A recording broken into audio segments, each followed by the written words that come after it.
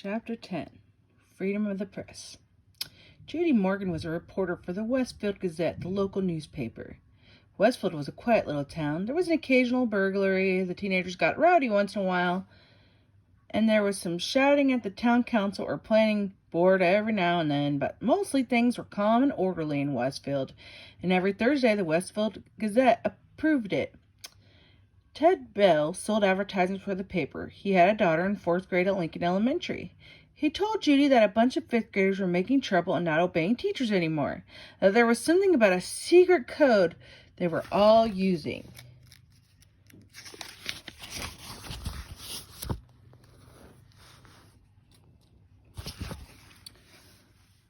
And about half the students had kept after school one day last week, including his own little girl. The other story Judy was working on was about 18 new trees that were going to be planted around East Main Street. The trees could wait. This thing at the elementary school sounded like a real story. So Judy Morgan showed up at the Lincoln Elementary School at 3 o'clock after Mrs. Chatham had went to visit Nick's parents. The sign on the door said all visitors must report to the office. And she did.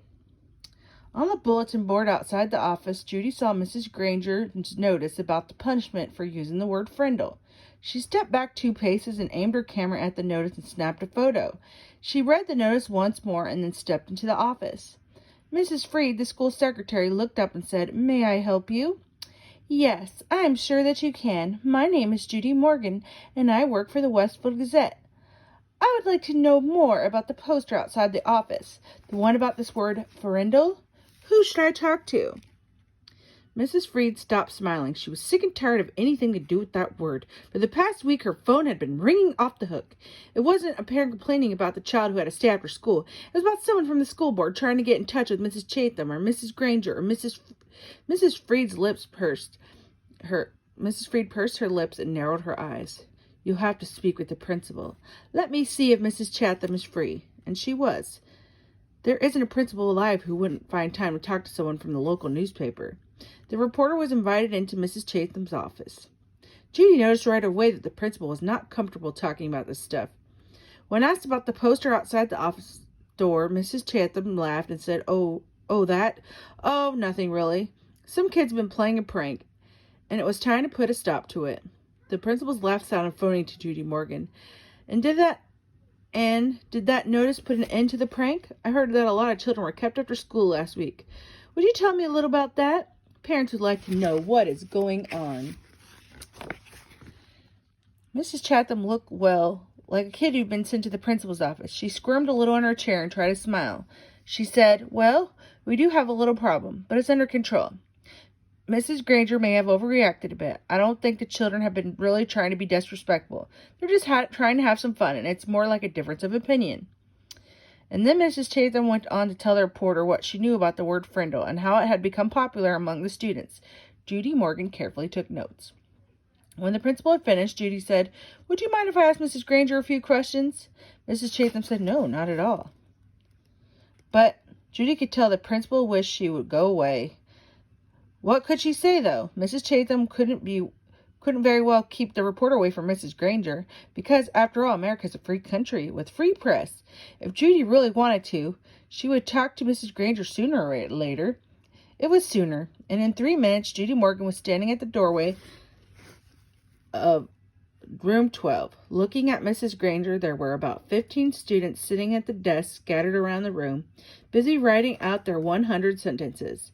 She knocked, and the teacher and students looked up from their work. "I am Judy Morgan from the Westfield Gazette, Mrs. Granger. May I have a word with you?" Mrs. Granger stood and came out into the hallway and closed the door. Judy could see past her and saw that every kid in the room was straining to listen. Judy noticed that Mrs. Granger's eyes, right away gray, maybe flecked with a little gold, and very sharp, but not hard or mean, just bright and strong. The reporter didn't haste words. "So I hear you plan to stop the students from using their new word. How goes the battle?" Mrs. Granger did not smile, and her eyes got even brighter. "First of all, it's not a battle. I was merely helping my students see that this is a foolishness should stop. Such a waste of time and thought. There is no reason to invent a new and useless word. They should each learn to use a word we already have. But of course, all of this is just a silly fad. And when you add E to fad, you get fade.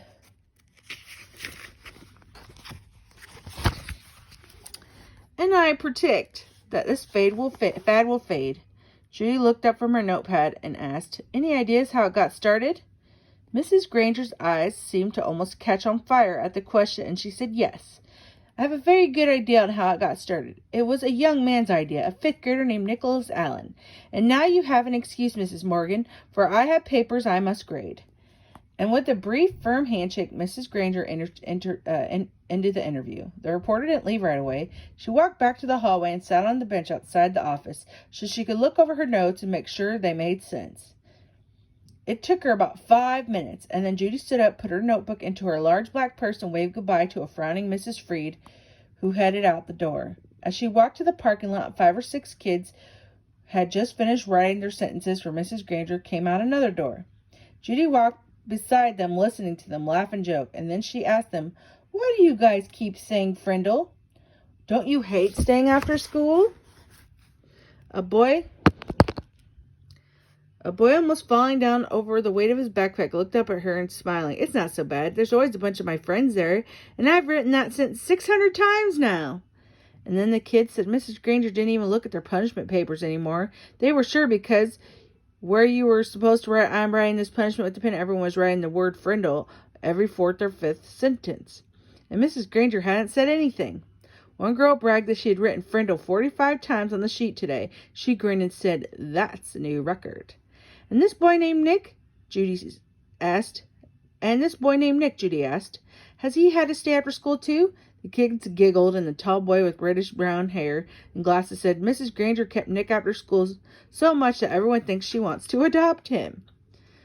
The reporter smiled and said, "Do you think I could find Nick and talk to him this afternoon?" The boy looked at Judy for a second and then said, "I don't think Nick would want to talk to you right now. He might say something stupid and get himself in trouble." And then he grinned at his friends, and the friends laughed and joked and punched each other and headed off down the block. Judy drove back to the office and started writing. The next morning, a brown envelope arrived at the Gazette's office's address to Judy Morgan, and below was written the Frindle story. When she opened it, there was a class picture. The 5th grade of Lincoln Elementary. Mrs. Granger and the 6 other teachers were standing at the ends of the rows, and the kids were dressed neatly, hair all combed, but there was something odd about this picture. The reporter looked closely and saw that each kid was holding up a pen. Each little mouth had puckered in the same way. She was puzzled for a second, but then she said softly, "Of course, they're saying Frindle." Written on the back of the picture in neat cursive was 3rd row, 5th from left. Judy looked at the picture. There she saw a grinning, red-headed boy with glasses that she had talked to in the school parking lot yesterday. She chuckled and, well, pleased to meet you, Nicholas Allen." Okay, so here is there. "I am writing this punishment with a Frindle. I am writing this punishment with a Frindle. I am writing this punishment with a Frindle." So, our little Nick is at it again. He tricked the reporter into thinking that he wasn't himself. And now we have the rest of the story. I'll see you guys tomorrow.